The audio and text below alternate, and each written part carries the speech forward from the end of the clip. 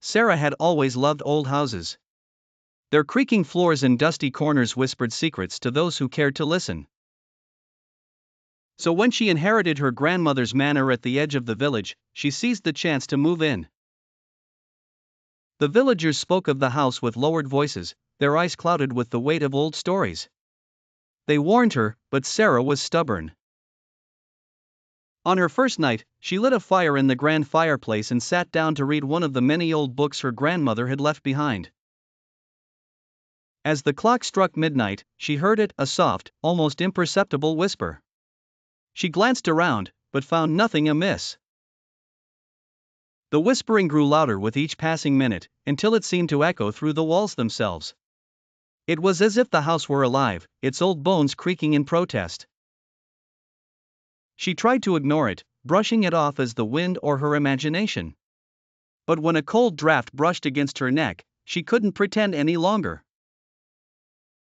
SaArah rose, following the whispers down a dark corridor. The walls seemed to close in on her as she walked, the air growing thicker and colder. She reached the door at the end, one she had never seen before. With trembling hands, she pushed it open. Inside was a small room, its walls covered in old, yellowed wallpaper. In the center stood a rocking chair, creaking back and forth as if someone had just risen from it.